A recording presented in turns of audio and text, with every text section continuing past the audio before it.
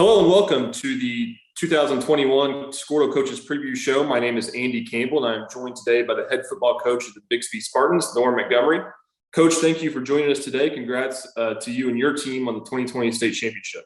Well, thank you very much. It's an honor to be on here, and I appreciate you guys publicizing Oklahoma high school football.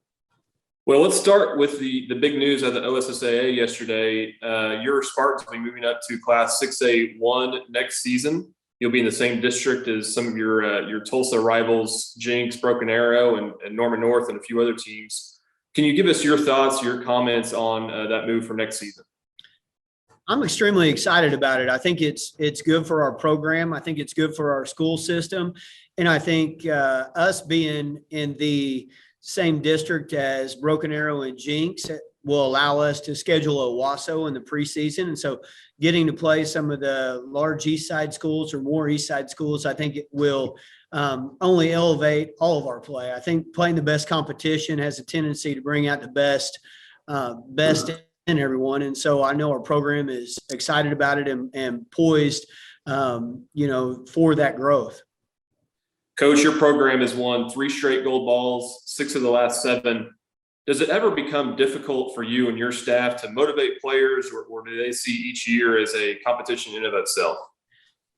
I don't know that we actually look at it as motivating players. We look at it as finding ways to get the best out of our guys.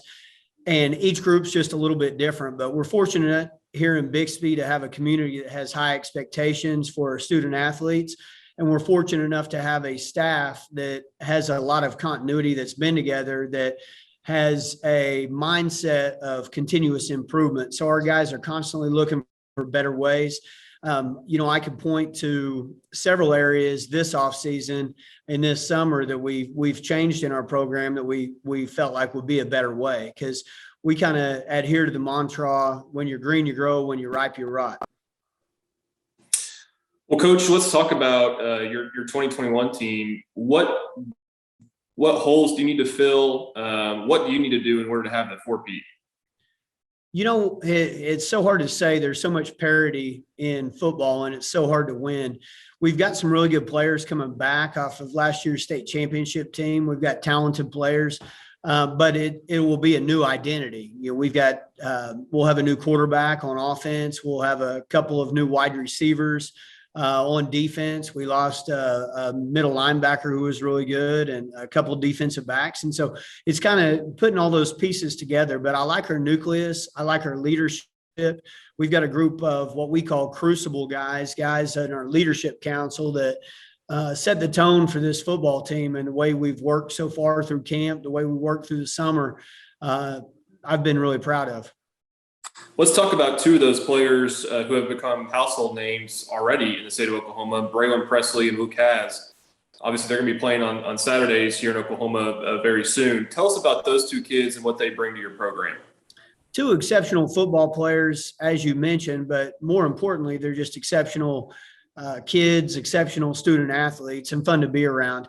You talked about Braylon. Braylon has been in our program for a long time now. We had him up as a freshman, and just such a likable kid and hard worker. We do competitions really in everything we do all summer long, and he's just the ultimate competitor and strives to win and be on our what we call the rack each week in the summer. And so I would expect good things from him. He's about 10 pounds heavier this season and a step faster, if you can believe that. And then Luke, we're just so grateful that he made the decision last year to come out for football. He had been a basketball only guy and hadn't played football since 6th grade, I guess.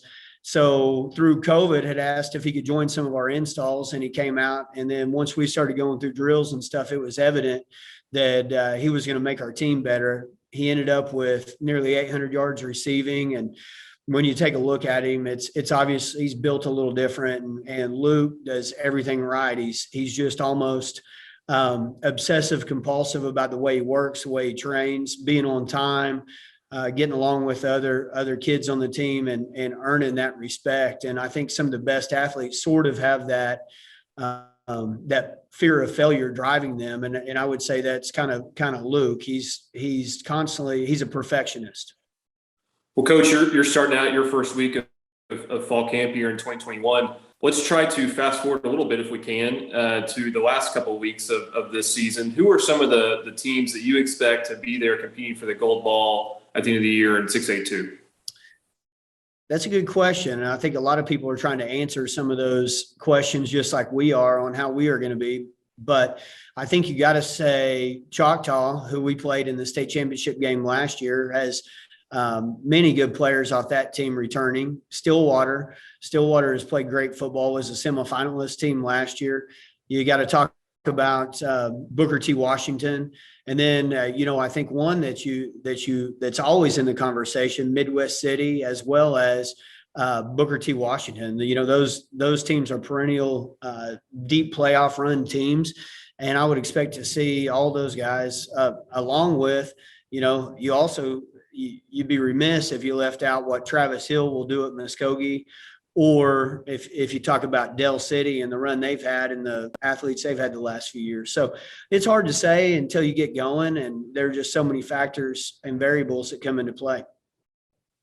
Well, let's talk about an event that you and your school, Bixby, hosted at the end of June of this year, the Skordle Eastern Oklahoma 7-on-7 Showdown. And we thank you so much for hosting that tournament for Squirtle. Can you talk about that event and kind of what it did for the players who participated?